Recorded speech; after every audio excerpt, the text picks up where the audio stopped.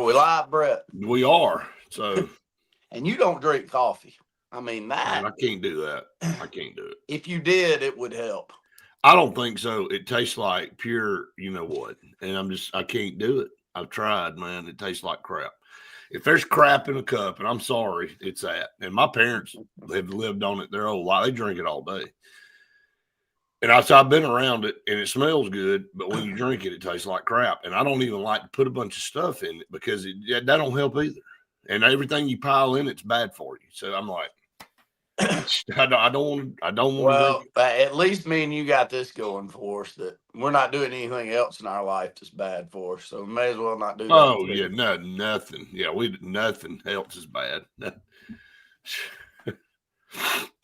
Yes. Oh me. I literally question why I do some of the stuff I do. How long do we got, Brett? I hadn't heard from anybody. I hope somebody's alive in the studio, so I hadn't heard from Soul. Could be a Chicklets type of situation up there. And I'm going to apologize to everybody right now. If we don't get a message from the studio this morning, I won't be up for 2 hours just online. I can promise you. I have an obligation for TV. And if somebody has slipped in and has not made it, we'll talk for a little bit. You're understanding. But I'm signing off. You can stay on and talk with whoever. But I'm not staying on this. Well, I think everybody that watches our show realizes that would go on about 10 minutes before I gave everything I had to give to them. I'm a wingman, Brett. And I've got buddies. I'm not a leader. I never wanted to be the host. I like being your sidekick. I do enjoy actually play-by-play in basketball when the tempo is up. When the tempo is up. If it's deader than a doornail, it ain't much. Now, when they're getting back in the zone and it's in a laid back, even a matchup zone, get me to call anything other than that. But what we normally see in high school basketball, which is, I love calling that, man. You get in a rhythm. That's one of the easiest things we do. Once you get in a rhythm, but buddy, if there's no rhythm in basketball, you look up and wonder if you've said anything in 10 minutes. Outside of they have just completed their 14th pass off of this motion offense, looking down on a back cut, and it ain't there because the team they're playing sucked back in a 2-3 zone. I don't know how you describe that more than a couple of minutes at a time. I will say this: a lot of times teams that do that, they either don't have the personnel to get up and down the floor, or they just are deliberately trying to shorten the game. I mean, because there's no football games we've called in the past. There's no shot clock in high school basketball. Since I guess we're up. I don't know. I haven't heard from anybody. If somebody's got a pulse in the studio, just send me a message. I'm good. But I've talked about things to change in high school sports, and Lord knows that's all we've talked about for about 2 months with football and everything else. But one thing I think needs to be looked at on the high school side in basketball is the shot clock. I mean, I've said that for a long time. You have. And I've always said this too, and I know it's not that simple for all of you basketball coaches out there, but I'm telling you, if I ever got a 10-point lead in high school basketball, you ain't beating me, man. Like I will play the game that you're talking about and describing. I will let every single person go to sleep in the stands. I'm not losing. Like, get me 10, 12-point lead, especially in the second half. We're going to work that ball around. And that's why I just can't, from a mental standpoint, understand in a fourth quarter, under 5 minutes to go, if you got a double-digit lead, why you don't just sit on the ball. Like I even watch guys that say we're going to press the whole time, or we're going to push the envelope, and they'll exchange 4 or 5 possessions in the last 50 seconds of a game. I'm like, what are we doing? Like, got it won. Especially with the rules. Why aren't you sitting on the basketball? There's no shot clock. I don't understand. So what you're saying is the old Dean Smith adage of, the 4-corner basketball. I did the most old-fashioned coach you'd see once I got a lead. Yeah. Once I built the lead. Which I hate. I mean, I know that's not probably how it's you supposed know, to do, but I've told you this over and over throughout the years. I'd much rather lose 80 to 60 than lose 28 to 25 I know. slow rolling a basketball game, because one, it's boring to play. You know, I know. I would make take it. I take the fun part about basketball to me, and you know, you and I grew up playing baseball. I love baseball, but it can be slow, and you got to like all of the, you know, the inner workings of the game to really enjoy it. I mean, you got to like the, you know, when am I going to change this pitcher out, to bunt defense, to, there's a lot of things that go on that unless you're playing or part of coaching it, you may not know that is intriguing and fun. But basketball, Right. when it's done the right way, the way that we've seen it done, especially here in this state at a winning, anyone winning championships, um, is you putting athletes in a position to get out there and get after it for, you know, 40 minutes, Right. 32 minutes, whatever the clock is that you're playing with. Um, and at the end of it, you know, everybody on the bench has been in. I mean, it's been a lot of play, and it's enjoyable. And I've always kind of leaned in that direction, maybe because I've seen it work. That's the reason I I just lean say in that the direction. shot But clock forces you to play that tempo, which absolutely, I want to play that tempo. But I'm yeah, saying if I'm a coach and my goal is to win basketball games, and I get a 10-point lead late in the game, you're gonna have to really fight hard to come back on me, because I'm gonna have a really good team of free throw shooters. I'm gonna have a really good team that can move the ball around and pass it and do the things that you need to do to keep possession of the game. You're gonna have to foul me, or you can move it. Look, you can steal some easy shots too, because if you can pass the ball, somebody will get lazy on defense. It'll create a backdoor cut and be an easy layup. Like that kind of stuff. You almost make it. You speed the game up for the other team because they feel like they're under pressure to get steal possessions. You're slowing the game way down. So another thing we're talking about, and we're going to talk a lot this morning about high school, but I sent y'all that score, and we have no dog in the fight, but we just report stuff. I've never seen an 86-1 game. We've seen some games that were lopsided, but yeah. Winterboro, number one girls team in the state, defeated Central Coosa girls the other night, 86-1. That is unbelievable, man. Well, you know, if you're playing the way that we just brought up, and you never take the foot off the pedal, now you can shoot. I've never seen anybody shoot it bad enough to score a point, but I've been around games where the other team couldn't get the ball up the court because you It were had so to have been good. this situation here. Yeah, I don't know how you have a score like that unless you stay in press or you're in even half court man, but it is high pressure half court man. And I haven't watched Winterboro play, but they must be out of this world good. Look at the record. We're probably going to see them in a few weeks. Yeah, they're really good. But that's the only way that I can fathom a score being like that. And both of us have been in games. I mean, I played. I got to show everybody this just so out there know that I'm not making something up. I mean, that is unbelievable to me. I just. But it would have to be just the inability to even get the ball up the court and get a good shot, because you would think even a poor shooting team's going to hit 1 out of 15, at least. And if you're not, but you may not have that many attempts if you don't get the ball into a position to get a shot. And I bet that's the way that played, Brett. Yeah, I'm blown away. I like literally. I had to check. I had to go back and look and make sure I saw that right. Maybe it was something else, but we'll talk about some rankings. You know, Faith and I had a really good trip this week. It was, you know, we've been living up in the northern part of the state the last 3 weeks. Well, tell everybody why you go up there.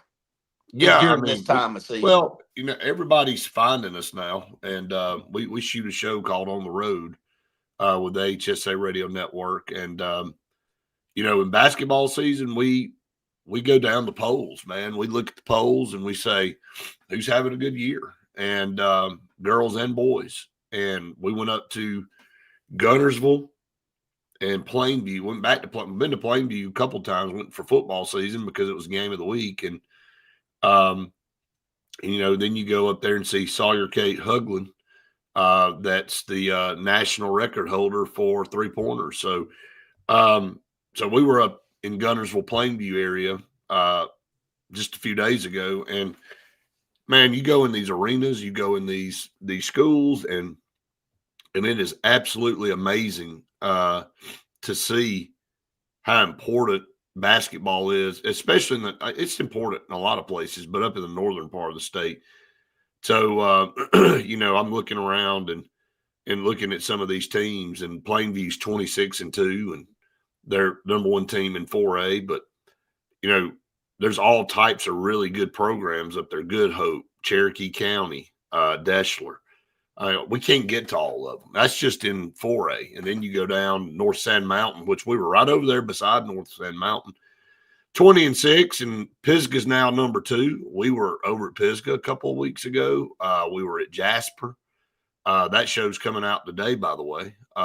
We went up, talked to the boys team, and it's just so much up there. We could literally stay up in North Alabama the entire basketball season. We're heading to Dothan this coming week because this show's just barely a year old, and it has exploded, and we love doing it. We really do. We love going and seeing these people and talking to them and seeing the communities and going and doing all that. And we have not been to Dothan yet for anything, football or basketball or baseball or softball or anything. So we're heading down that way, and it'll be the first time we've been to Dothan area. We don't know exactly which schools we're going to highlight yet, but we're going to be heading down that way because we just have not covered that part of the state yet. So we're looking forward to that too. Well, definitely the 7A boys team.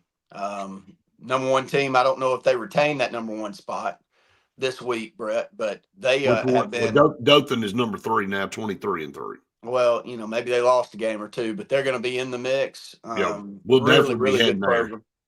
But yeah, there's some other good schools down in that area, and we've got some messages coming through. Stanhope winning the bowling state championship. I've been making a lot of posts on bowling here this week as they've had their semifinals, finals, their individual scores, their set scores that have come in from an individual standpoint for championships. But some of these programs just are really good in sports like fishing at Benjamin Russell. Yeah. You just got some outlier sports that maybe don't get as much talk as some others, but there are certain schools that are just great at it. Right. And probably for a really good reason. There's a good coach and a good leader over there that's doing that. Justin asked, why are Plainview's program so successful? I think it's an expectation up there. Coach Pruitt and is the football coach there, and he's a tremendous coach. He's a Hall of Fame coach, and he left and went to a couple places, but came back. If y'all saw that show back in the fall, and then basketball's always been keen there, boys and girls at Plainview. They've always made it a priority, and they've got the football facility. Again, go back and watch these shows. They're on their archive. So if you didn't see them, go back because we filmed the facilities. They just redid the facility at the football field, and then you look at DeKalb County Civic Center where they play basketball, and we'll be pushing that show out next week. So you'll see that one. They just have really, really good coaches, really, really good facilities, and there's just a lot of pride in that sport up there. And I'll be honest with you, I just said within probably a 30-mile radius up there, there's about 4 or 5 top-notch programs. You need to get on board and figure out how to play really well, or you just get your doors blown off. And I'll tell you, Justin, what I noticed. First off, they train year-round. There's always somebody coming in to Supreme Courts or somewhere in Guntersville that's doing high-end training sessions. They do a lot of travel basketball up in that area. They've got some outstanding travel teams.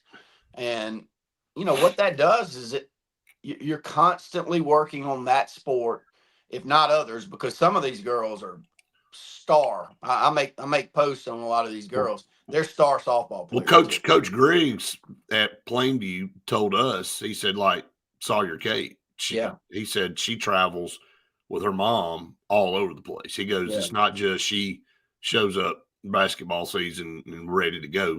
He explains that. She talked about it on the interview that we just had with her. So, but yeah, that goes along with what you're saying. Well, it's a year-round deal. Some people like to throw darts at that and say, well, I don't like kids that are in AAU sports and travel and why spend that much time. Well, that's fine. I mean, you don't have to choose to do that. But the ones that personally I've witnessed take it to the next level, and now if you got LeBron James athleticism, which by the way, he played nonstop too, but you may can overcome it. But you watch some of these girls, and I'll tell you a program that blew me away when Brett and I first started doing this, and Brett knows exactly the one that I'm going to. But it was the style of basketball they played, and I just had no clue that this went on in North Alabama, and that was Cold Springs High School. One of those first few years, we've been doing this 18 years. One of those first few years we went there, I looked over at Brett. We were calling the ball game together. I said, what is going on here? Because these girls athletes were shooting the basketball seriously better than the boys. I mean, if they go to the free throw line with some of these, Brett, it's all of them 80+%. Shooting the 3-point shot. The athleticism is nowhere near what you get with the boys. So the movement off the ball, the ability to get shots, all of the sets that they're playing and how hard they play defensively would blow you away. And, growing up where I grew up, it's not that we didn't have that. It just wasn't concentrated on. It's just there's different sports in different areas that you really work on. And unfortunately, I never saw, where you and I grew up work like that on girls basketball. That was not, it didn't mean we didn't want to have a good team, but I can promise you we didn't have a lot of travel teams and year-round training and things that they have going on there. So that's your answer, Justin, is that it's important to them. And when you watch them play, you can tell they don't get this done with 3 months of effort. This is getting done with year-round effort and great coaching. Yeah, Coach Self at Guntersville, that just great to talk to him. And on the boys' side, the girls, I mean, I'll go through some of these polls here, but when you look down at Class 4A and 5A, some of these teams, Guntersville's 25-3 on the boys' side, and Scottsboro's 20-3. They're number one. I mean, Jacksonville's 21-3. Just East Limestone 17-6. I mean, just it's a plethora of northern teams. Cherokee County and Deschler and Plainview there in 4A. Of course, you got Hoax Bluff up there. So it's dominated a lot by these northern teams. You get down to 2A, North Sand Mountain, Pisgah, Sand Rock, Cold Springs. I mean, I can just keep on rolling. And those are girls' teams, by the way. And then you get down to the boys, and it's the same thing. I mean, when you look at it, in Guntersville, in boys is 20-4. East Limestone's number 2. Hayden's 23-4. They're up there. I mean, just take your pick. And then down in 4A, Plainview's number 6 in boys. Madison Academy. I just keep listing them. It's all a bunch of northern teams, and people can say, in football, you get the South a lot. Now, I mean, Birmingham's got good football for sure, but you get on part, and I know Hartselle, and there's scatterings of teams, but a lot of times when you're talking football, you're talking South, and the South dominates a lot there. But in basketball, it's a northern dominated sport. It really is. It is Huntsville area. Yes, and I mean that north, and you bring up Hoax Bluff, and my brother married into the Ball family in Hopes Bluff, Alabama, and they just produce them one after another. And they got 2 first cousins there that are 2 of the best girls basketball players in their classification. We just gave the North Alabama Athlete of the Week to one of them. And she, after I gave it to her, she had 19 the night I gave it to her. She scored 28 the next night. And I was like, well, I mean, I guess I should have waited a day or two, and I could have put even some bigger stats up there. But it's important. I already knew that. You know, I know there's certain areas in the state where athletics are really concentrated on, and it's not just the boys. You know, that's the thing that I keep repeating, you know, and probably was my takeaway when we first really started traveling the state and doing this to my wife. I'm like, you would be shocked with what you see coming out in the northern half of the state when it comes to girls athletics. Doesn't mean we weren't getting there around this area, but nowhere near to the level that we saw then. And now you got a Stanhope. I saw a message come across. Yep. Stanhope's girls team's outstanding, Brett. They got a 2-headed monster over there that I could give the River Region Athlete of the Week to every week. I don't think they've lost but 2 or 3 games. They're 23-3. Their number really good. That tells you they're 23-3 and they're number 6. Hazel Green's 23-2. You know, Tim Miller left Hazel Green. They just kept on winning. Park Crossing's 23-2. They've been really good down in Montgomery the last Their couple boys years. Team's real good right now too. Yeah. Clay Chaltwell's 20-1. McGill Tulin, who's always had good girls basketball, is 24-4, and Fort Payne is 20-4. So somebody's got to be number 6. I mean, there's just stacked in there. Yeah, and great teams. Yeah, great teams, and teams that are starting to get into the mix. You know, Stanhope's not always been there, so it doesn't mean you can't come from nowhere. You know, last year Ben Russell had Ricky Pulliam's doing a great job there. Probably, you know, several years from getting it to the level that he wants, but it's competitive year in and year out. But it takes a while. I mean, when you're going to go compete with, like Justin's question, you're going to go compete with someone or a community that's been doing this for 20, 30 years. Right. Traveling, starting their kids out at 7 years old, playing on the same. I mean, look, we covered Ace Austin as much as anyone last year. And some of the photos that you saw coming out, that group at Spring Garden been playing with each other since they were 6, 7 years old. And there's pictures where, you know, she's standing in the back and, you know, there's the dude, but there's about 6 of them around that are better than anything that we normally see. So it's not a miracle that this gets pulled off. It's just it's an effort, but it's wonderful to cover. It really is. I mean, I watch Brett and them show every week. I'm like, this is what I enjoy watching. I like seeing why communities and programs are successful. And that's what they're trying to spotlight is the programs that are doing it to a top tier level. And what is it that you see inside those programs? I'm looking forward to Dothan, Brett. You know, I'm looking forward to going down there. There's a reason Dothan's 23-3, and you're going to find that out. And you'll call me right after you leave there, and you'll go, Randy, this coach right here is just, he's great. So, and it won't be a surprise when you do. No, it won't. I mean, that's what we do. And then, you know, I can go through all of these schools. I mean, it's crazy. I know we say we ain't been to nowhere near all of them, but man, I start scrolling down through here and I go, well, we've been to Jackson, we've been to Orange Beach, we've been to Guntersville now, we've been to, you know, I'm listing all. I'm like, man, this is, you know, you start racking up a lot of communities and schools, and I love it, man. I couldn't ask for. You know, that's what, you know, Faith and I talk about every week. You know, we have a lot that we have to grind and travel. We put miles upon miles, whether we're flying somewhere or whether we're on the road driving.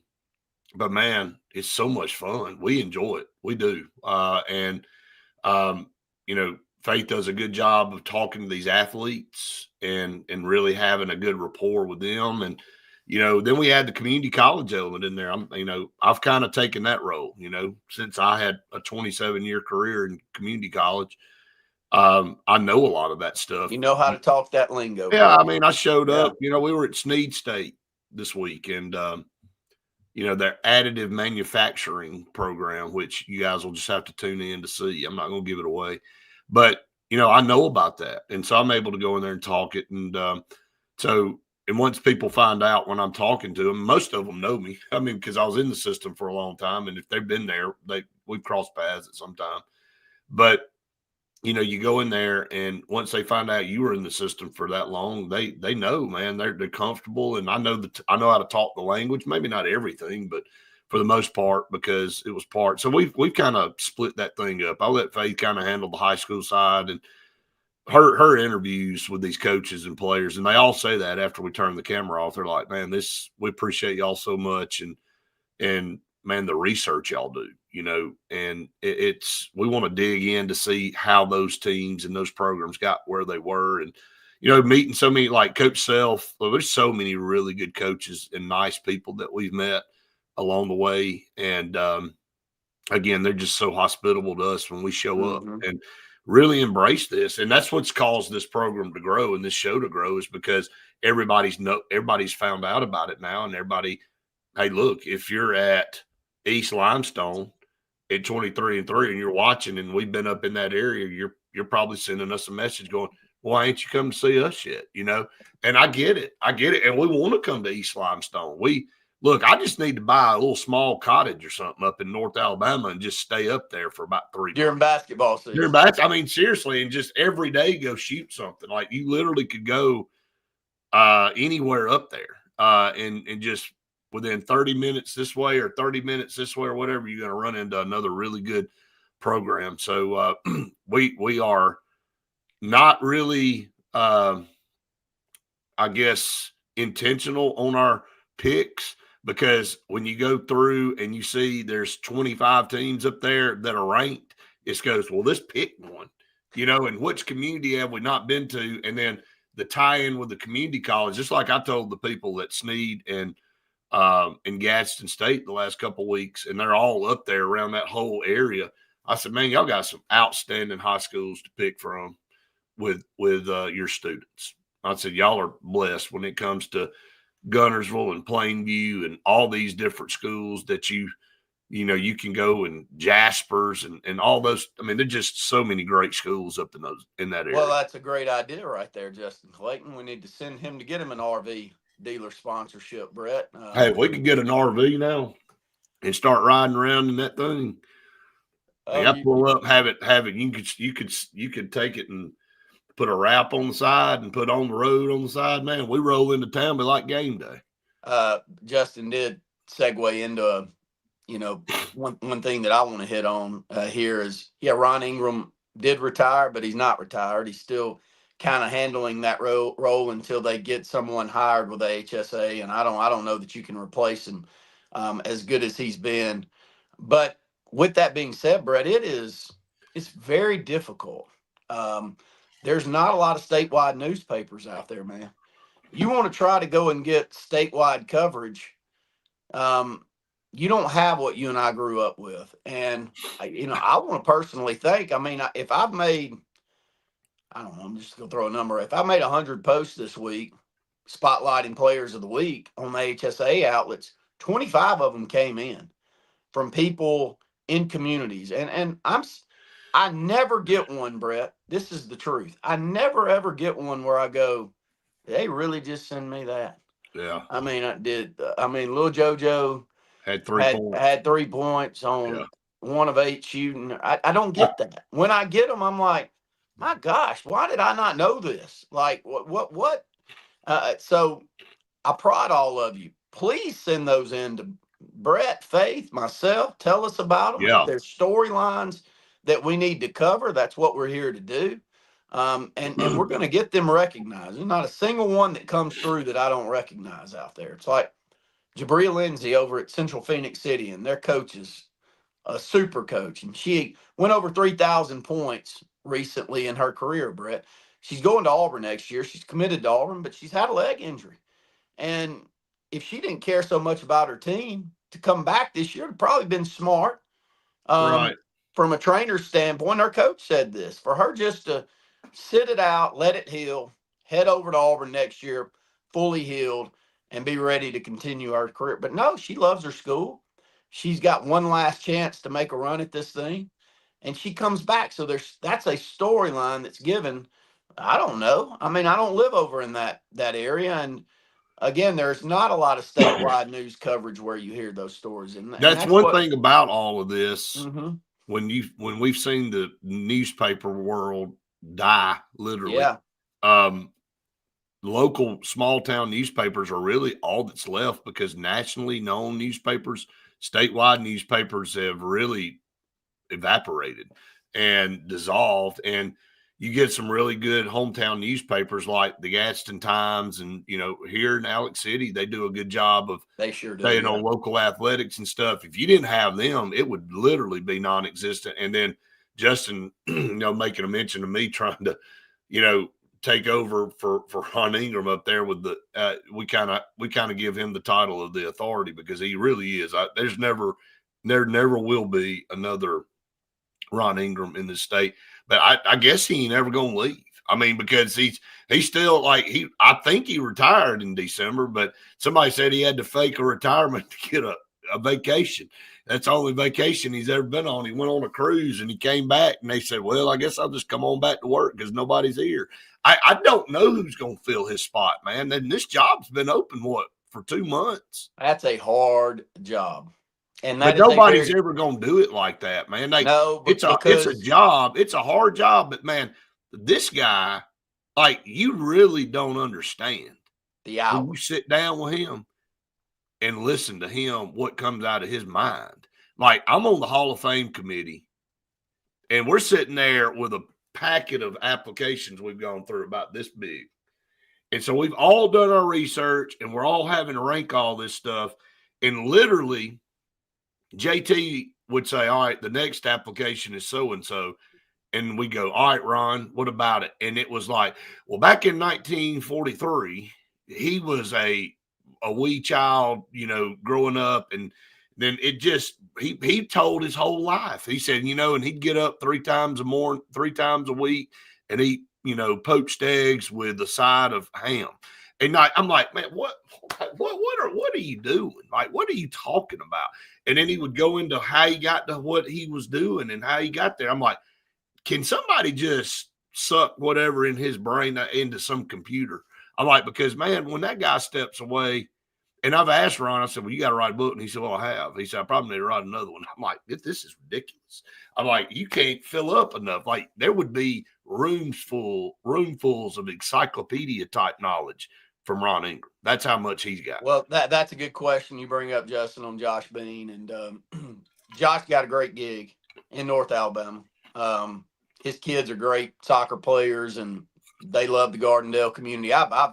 I've had this conversation with Josh. I don't think he'd mind me saying it. I mean, and it's just hard to leave where you're comfortable, and there's family obligations that are there. Would he be the next best up? Oh man, he'd be a star hire for the HSA. But that, just because that work, you'd have to move to Montgomery. You'd have to uproot exactly what you've built wherever you are. So, and he's already got a great gig where they're doing a lot of work for the HSA, and I don't think that he'll go away from doing that on the gig. So, no, I love Josh. I think that he's one of those personalities that we've met along the way that you go, they do this for the right reason.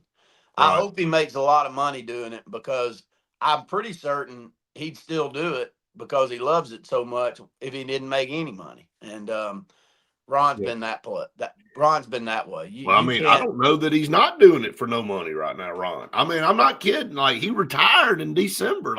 He's just showing back up, man. And I think he's like, man, these people up here can't get it done. I got to keep going. And so I expect to see him in a few weeks at the finals doing what he's always done, walking up and down the thing, passing out stuff, telling people to get lost, get out of that place. And, and don't you? I think he'll be there. Oh, I mean, and so I'm going to ask him. I got to, I'm like, dude, I did this whole thing with you last year on This Is Your Last Hurrah, and you're back. I don't guess you have a last hurrah. Some other comments coming in. Tubb said the travel's terrible in Tennessee, in Knoxville. Faith and I were planning to go to a couple road games this year. We were going to go to Oxford, Mississippi. That was terrible. I mean, weather canceled that. And then we were like, well, let's go to Tennessee. Well, wait till the snow blizzard of the year comes in. And so we looked at that this week and said, well, we ain't going up there either. And so I'm glad we chose, because Oxford, Mississippi is still, they have shut down classes at least through February 9th now. That's how bad the ice storm. They have had a historic ice storm in Oxford, Mississippi. They still don't have power in a lot of places. I mean, they're going on well over a week now where they've been out. And so they got major issues there. And then today, I think it started snowing in Knoxville about midday yesterday, and it's going to snow all the way up and through lunch day. And it's dumped a ton of snow. And I think Gatlinburg I think they're anticipating over a foot of snow in Gatlinburg downtown, not in the mountains, in downtown Gatlinburg. So there's some issues there. So if you are traveling out there, or you trying to get to Knoxville today for the game that's tonight at 7:30, you're going to have to really, and Tubb said the interstate's in a standstill, man. And it's scary. Like if you've seen some of these, in the past, and just a few weeks ago where there was over 100 truck pileup on the interstate. When you stop and you don't realize that there's a bunch of cars stopped ahead of you, you can't brake fast enough. It's dangerous. A lot of people get killed in situations like that. So you got to be safe when you're out there on the road. Hogbone said most young people can't read over a paragraph or two today. It's all visual coverage. And you just don't see a lot of that stuff. I mean, people don't sit down and, it's audio books and stuff like we have, podcasts and all that kind of stuff. So, want to talk about Philip Marshall. I see him, quite frequently at the complex. And, I was a student worker at Auburn when Philip Marshall was there. I mean, Philip Marshall, very similar to like Ron Ingram. I mean, he covered Auburn athletics. And somebody asked, I saw a tweet that last night. Somebody said, how many coaching searches have you covered at Auburn, Philip? And he said, all of them. It was like everybody started laughing. And it was like, that's the truth, man. He's like, he's been around that long, and he's seen so many coaches and so many things change. And, Philip, obviously was the oldest guy amongst all of us. And he was going to get his question in, and I saw Hugh Freeze make a post yesterday about how special Philip was to him while he was at Auburn, and, a guy that he'll miss just talking to. And he always it didn't matter what kind of mood the coaches were in. Philip would fire a question and he just like, okay, all right. That's, and everybody around us would start laughing too. Cause you're like, well, I knew that one was coming, but the Auburn lost a guy that's been around for 50-something years covering Auburn athletics, probably longer than that. I don't know exactly, but it's been at least 50 that Philip Marshall's been a part of Auburn athletics. He was sitting around back in the fall, Randy, telling some of us a story about Bo Jackson. And some of these younger reporters that are there, they can't even really fathom what Bo Jackson's like a lore to them, like a legend. Because I mean, seriously, they don't really know. They just hear the stories. And Phil's like, let me tell you a story about Bo coming out to practice one day. So I'm all pulling up a chair too, listening and stuff. That's the kind of stuff those guys have soaked in over the years, man. Yeah, and when they're gone, you hope you have all of them either written down or on video to keep as a keepsake out there. And and he did it in a lot of different media outlets over the years. He's always been good on air, whether it be interview on radio broadcasts and stuff that we've heard with call-in shows. But Brady, he built Inside the Auburn Tigers up to being something that was, I don't know that it was the first one for Auburn. I bet it was, but it was the way that you got a lot of your recruiting news. It's the way that you read up on who Auburn was getting in this him and Mark Murphy. Mark Murphy was a big part of, and I think I think then Jason's been part of that. But you're right. Yeah. I mean, those guys, they created that little magazine, and I know that was a big deal. I remember seeing Inside the Auburn Tigers. You get that little magazine, and it's just crazy how how much things have changed. It is. Yeah. And but you know what I'm complimenting him on is his ability to change with ever changing media. You know, he had a personality even as things flip flopped around, and you know things like what you and I are doing right here became king. Still great, and will always be thought of as probably, if not the best, one of the best reporters on Auburn athletics history. Yeah, no doubt about it. All right, guys, we're up. We've been up for about 40 minutes, and we haven't taken. I know normally y'all are like, "Don't you take a commercial break?" I'm like, we this is the mecca of all meccas behind on commercial breaks. If I haven't gotten anything from the studio yet, so I don't know. I'm trying to get into. I hate to even bother Ryan, man. I hate it, man. Yeah, let's roll with one more comment. And then but we'll I know that off. Ryan, I need to at least tell him, because if he doesn't know that something's not going on, then he'll. Yeah, I just need to tell him. let's hit one more quick thing on Coach Carney last night, Brett, and the gym dedication, and we hope all of you tuned in. We had a couple of little technical difficulties to begin with, but hopefully things cleared up, and we did get the ceremony on camera, and we'll post that out this week. But it was a beautiful night. The new gym at Ben Russell is top notch. Love the layout. The audio in that place, man, it reverberates. It's that court sitting down.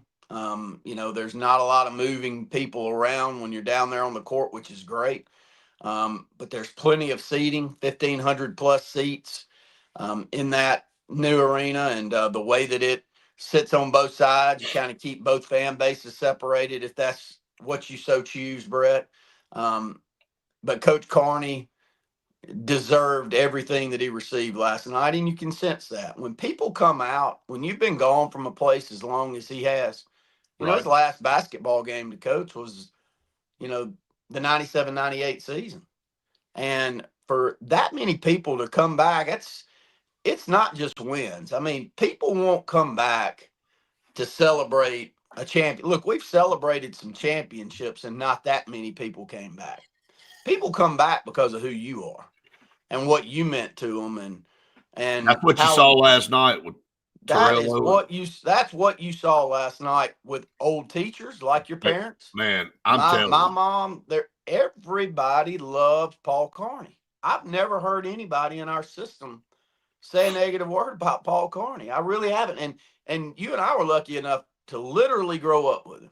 Like, my mom was the girls basketball coach when I was 4 and 5 years old, and I had to go to all those practices, and they didn't get practice until Coach Carney got done with his boys' practice. So they'd have to go up there at night. And of course, my mom, she wasn't like some basketball guru.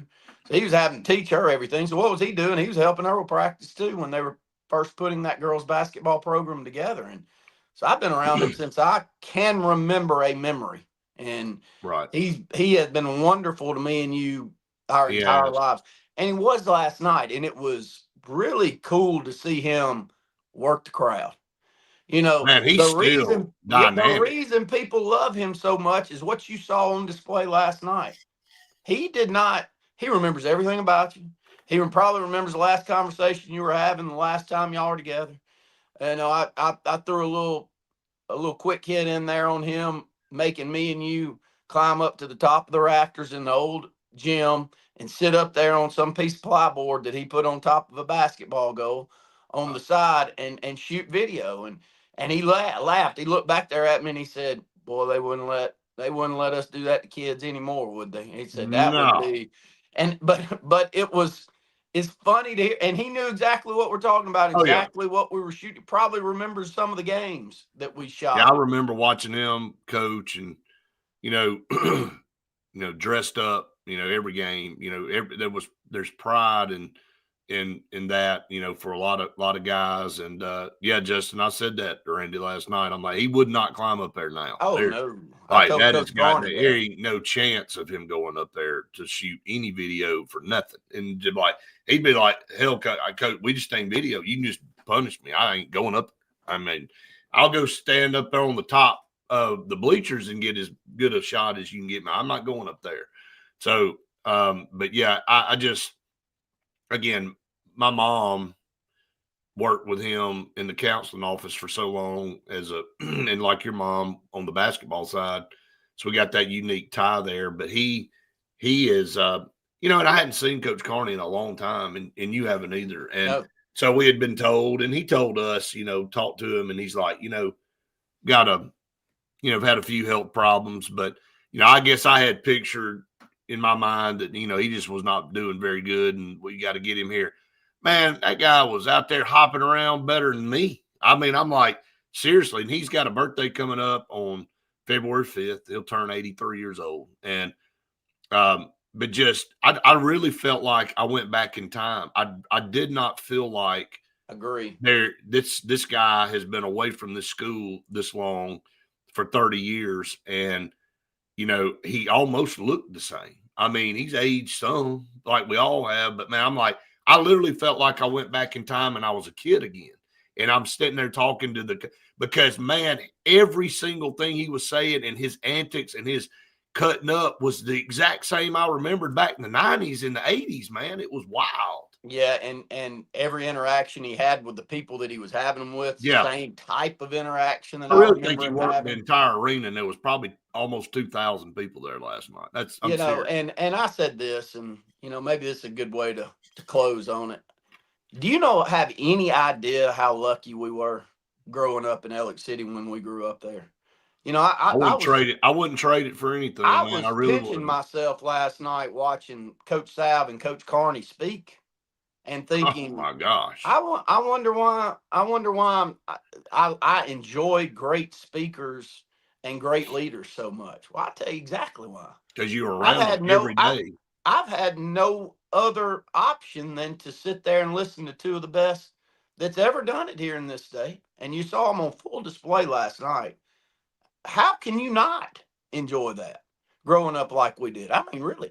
And Coach Carney, his delivery, professionalism, his voice. There'll never be a voice like I'm telling you, man, that man can sing, and he could still sing right now. And a lot of people don't know that he was an original member of the Commodores. Like, he really close with Lionel Richie and those guys. And, his story is to pursue. He went on to pursue education and got married. It's the only reason he didn't stay with the Commodores.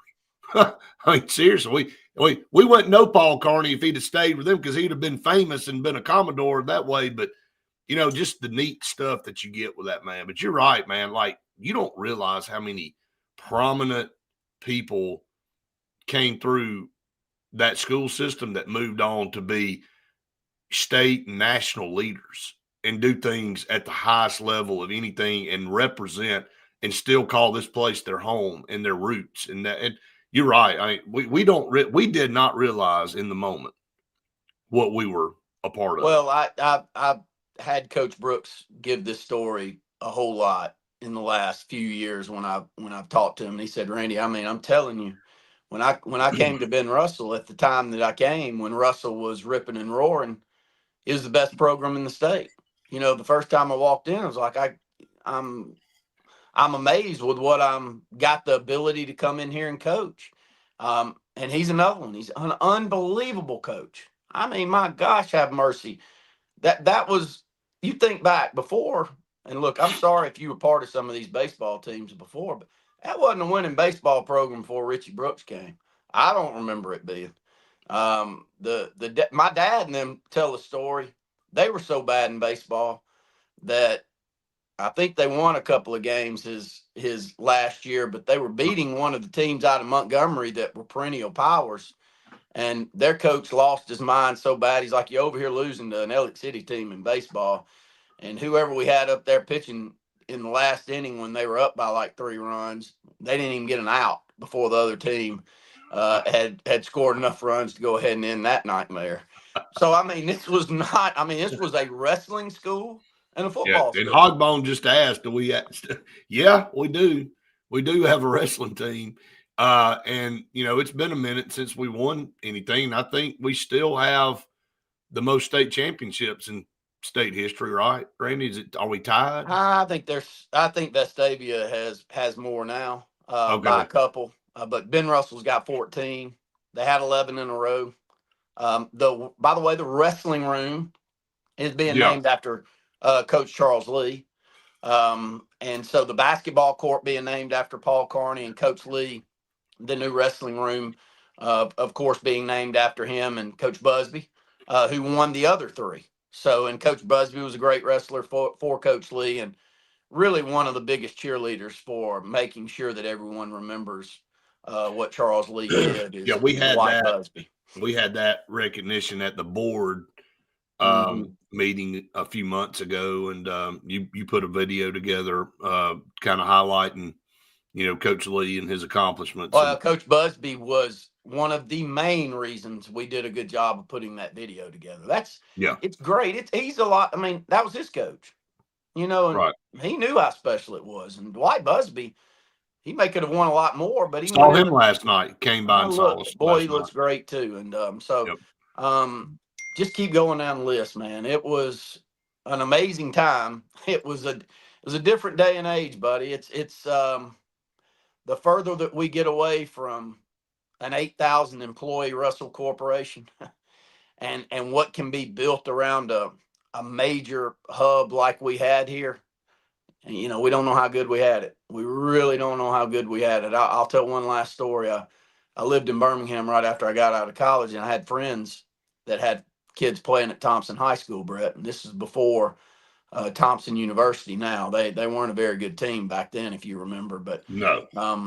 Guy was working with me, and he was telling me how much money they needed to raise to buy uniforms, equipment, and stuff for their kid. And I looked over at him. I said, "Really? Like, you needed money? Like, you got to pay something to play football at Thompson?" "Oh, yeah. Like, we got to raise money every year to make sure that we have this." I said, "Well, our uniforms have been Russell." I said, "I apologize to you." I said, "I grew up in Ellick City, Alabama. And when I tell you they brought boxes and threw them out there on the field and said, 'Y'all grab at it,' it was and handled all the cost and make sure that you got the very best. And if they had a new product, it was an overabundance of wealth of uniforms. I've never seen anything like it, man. It was always the cutting edge of what was about to come out for all these colleges and stuff. Yes. Like those silver pants and the stuff that like nobody had. We'd roll out there, people would like had tearaway jerseys and crap, and the jerseys y'all had. I mean, we were. It was nice. We looked good. Now we didn't play good all the time, but we really looked good when we were out there. And one of my favorite Coach Brooks stories is they brought another 2 or 3 boxes up there during practice one day and put them in the dugout up on the hill. And we had a terrible practice, and mine and one of our very best friends had let about 2 or 3 ground balls go through his legs, and he did the last one too. Greg Benson, he playing third base, and Richie'd had enough of it because if you didn't work a perfect infield and outfield for him, he was not happy. And because we were competing with Sammy Dunn and Vestavia, and when you played Sammy Dunn and Vestavia, and they went out for warm-ups, Brett. Yeah. And you didn't warm up like them, you're beat. Because hell, they were like a drill sergeant machine when you watched them warm up. So I mean, Richie's new to the program. He got high expectations. We got to run an infield like that, and we worked and worked and worked and worked and worked. Ain't nobody ever worked harder than the way Richie Brooks would make you work back in the day. Well, boy, he got upset with us, and Russell done brought about 3 or 4 more boxes of stuff to give away to us. He took a fungo bat and he beat those boxes to death, and he beat home plate to death after we'd kick balls around all over the place. Y'all are the most spoiled, rotten bunch of people. And hell, we didn't know any different. That's the way we were treated all the way coming up. When we were playing youth sports, Brett, you'll remember this. Oh, we'd get amazing all-star uniforms. Our parents didn't pay nothing. Crazy. Amazing baseball and basketball all-star stuff. It was really, we were the prototype school for Russell to display all their stuff. They're like, y'all are a traveling, I guess, sales piece for us. y'all go display we will give you all this stuff, and y'all go wear it, and we'll get customers from it. That's really what happened. It was. Yeah. So, and just in a really good place and really good time. And Hogbone said those high cotton sweats, dude. I've still got a couple of sweatshirts, those high cotton sweatshirts. You cannot destroy those things, dude. I don't know what they're made of.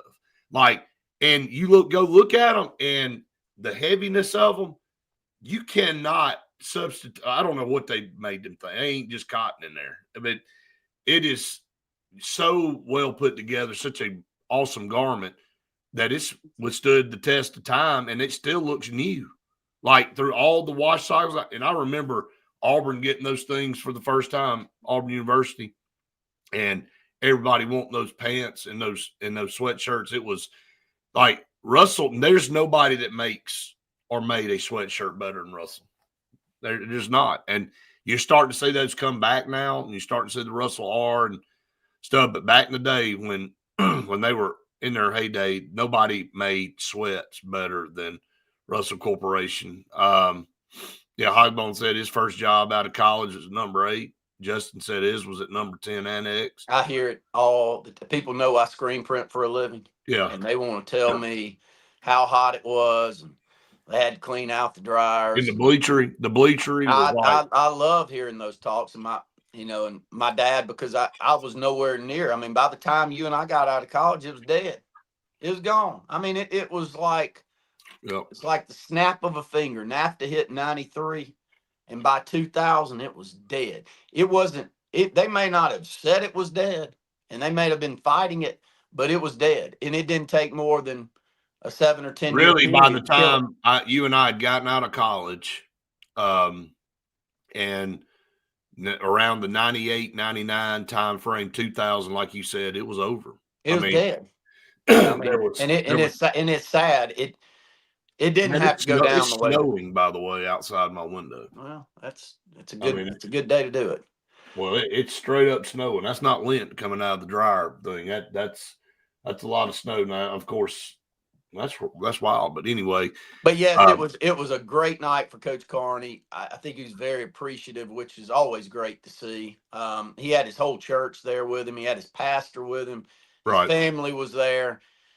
His younger brother was there, and boy, their parents had some strong genes, is all I can tell you, because his younger brother looks just like him. I mean, I was looking at a twin. I was like, he walked up, and I said, well, there's Paul Carney. Yeah, no doubt who you are. And Coach Dexter was there. I talked to Coach Dexter a while. He was part of his Willie staff. Anderson was there. I mean, we saw a lot of his co-workers were there, and and it's because they loved him, man. That's the thing. That's the takeaway from last night, is that people really, really liked Paul Carney. It wasn't a farce. It was not somebody putting on and trying to say the right things. That's not. People don't show up for you when they're just trying to say the right things because they think it gets them brownie points.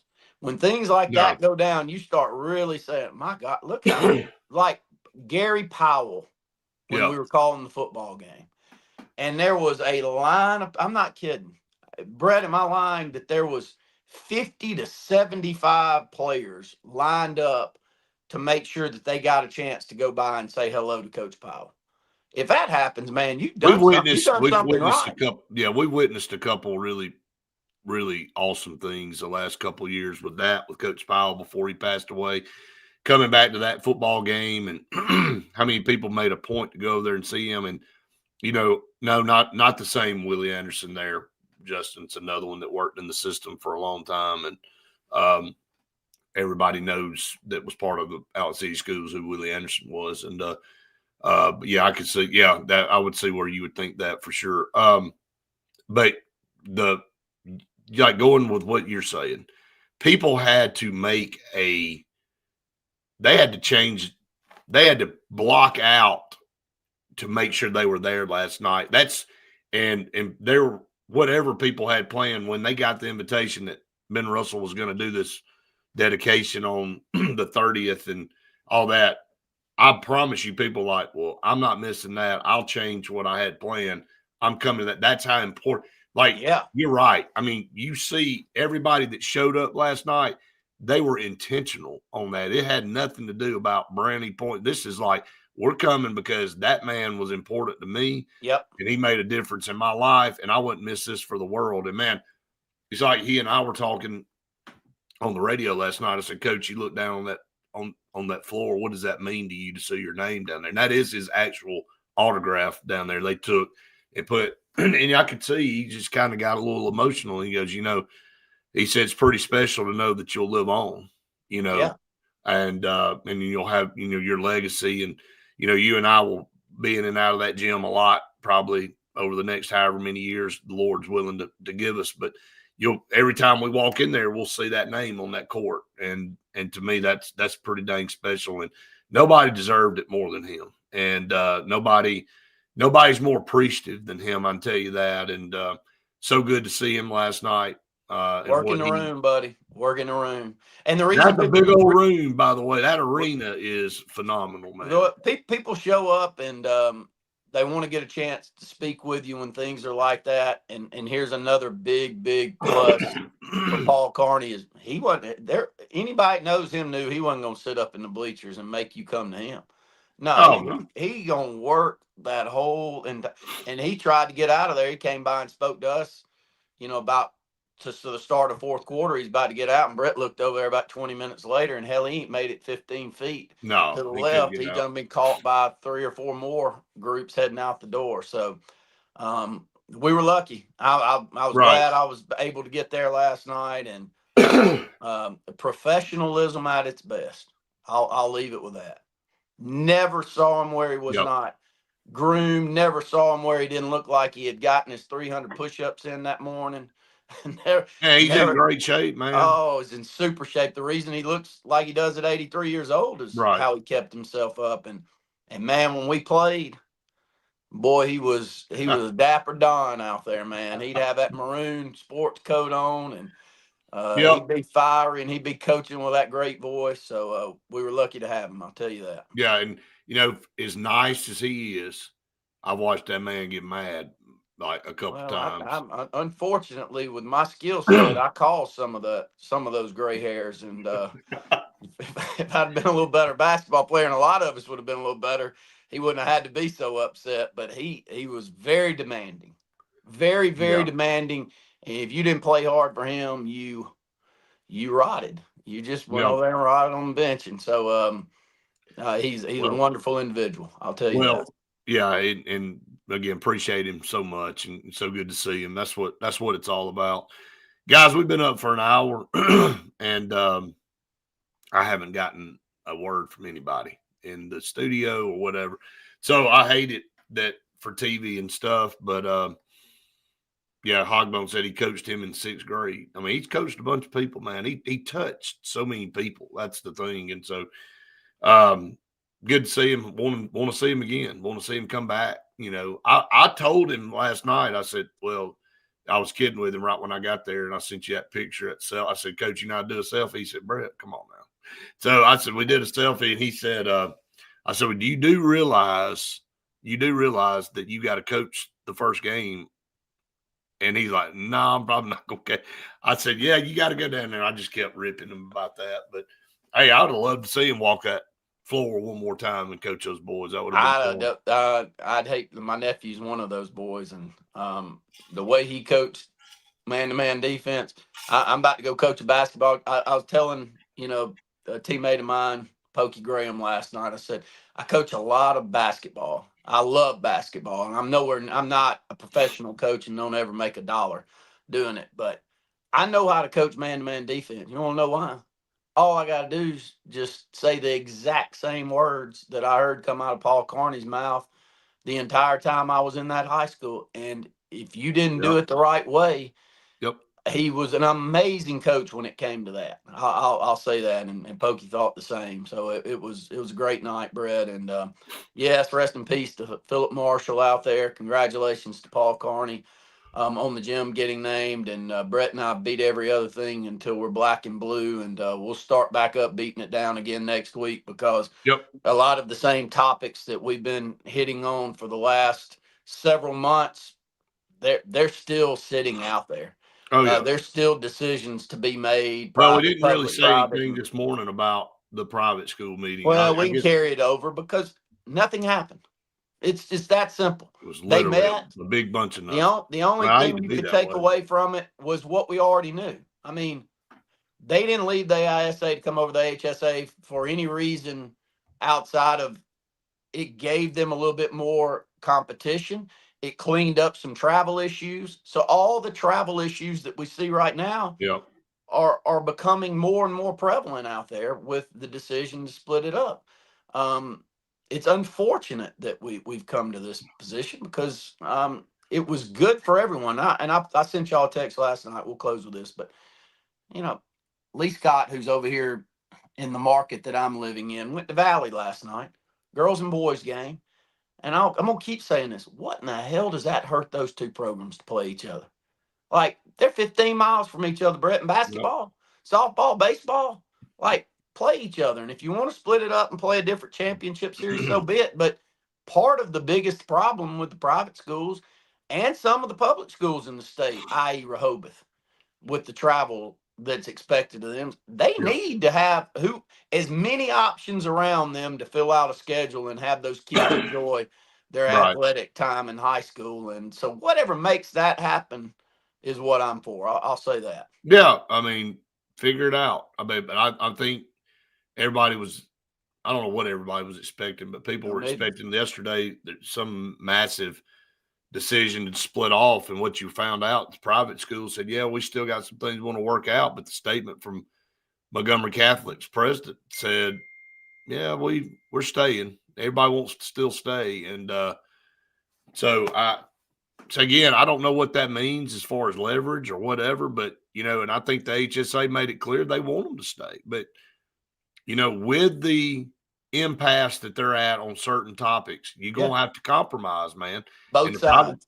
That's it. I mean, and so you're going to have to figure that out. So there's still going to be some things to work through. I don't know that the structure will change any from what we saw from the reclass last week. It's probably going to stay the way it is unless something comes up and they do something over the next month or so, because you got to move forward here. People are putting schedules together.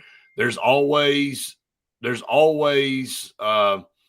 part of it when you get those schedules made out.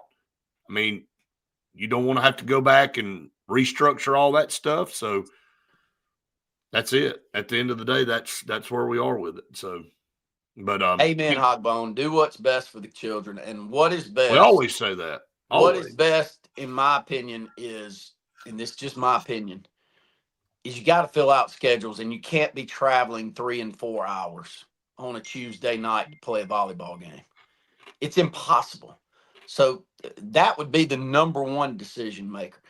If you can't make it even, like if it's unfair for the 4A down to 1A competing in tennis to make it fair, Brett, consistently, and split that up. Like, use a little common sense and split that up and understand that it's different. But you can't, anything I say, you're not going to agree with all of it, but just find a compromise and make it work out. And I think the further we get down the road that will happen, Brett. I think the state of Alabama, and I damn sure don't mean the politicians out there.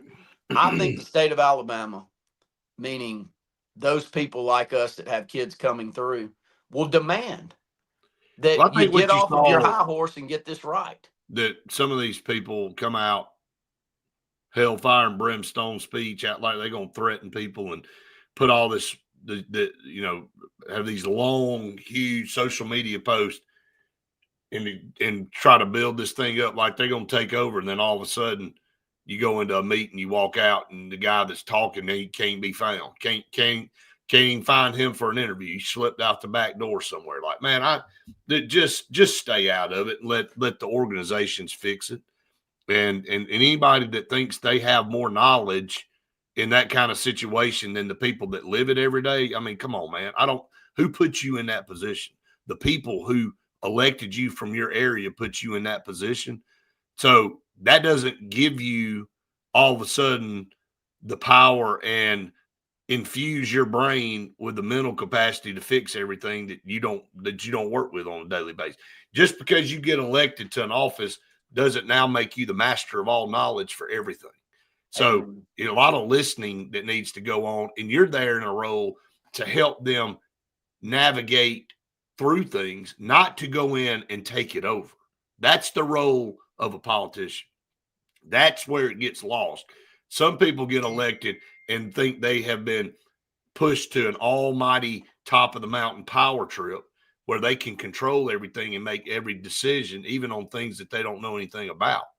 But where you are really supposed to fill your role as a politician is a mediator.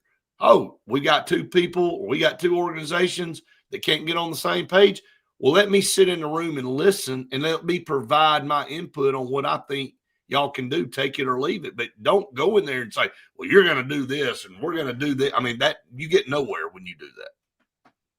So, I agree. Been a great show, Brett. I hate y'all missed us on TV this morning, but yeah, we'll be back with plenty next week. And but it was a great night last night, and we'll beat all of these things to bloody pulp next week. Yeah, it's I'll say that one fight, like the Florida-Alabama game, should be very interesting. Yes, with the banter back and forth between Todd Golden, Nate Oates, and we pissed Florida off.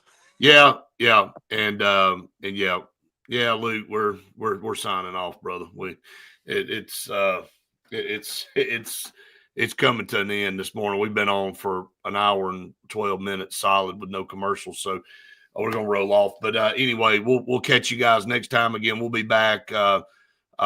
Faith and I'll be back on Monday Faith and I'll be for a post-game show tonight. I don't know what I'm thinking. Oh, good. We got post-game show after the Tennessee game tonight, so make sure y'all tune that in. We'll have the podcast on Monday, and then our normal program, and Randy will be back on the lunch with Jim Monday and Tuesday, and just our normal program. And if you haven't found us yet, or you're just finding us, hit the subscribe button, please. We appreciate it out there on our YouTube channel. All you Facebook viewers, we appreciate all of you too as well. So also we'll be back on the road Monday. We headed to Dothan for another show, and look for the new show coming out here in just a little bit on our social media, the new On the Road show. And again, we appreciate all of you so very much. Have a great weekend. Hey, stay warm, man. It's snowing outside. Didn't know it was going to be snowing here today, but be warm out there, be safe, and we'll catch y'all next time.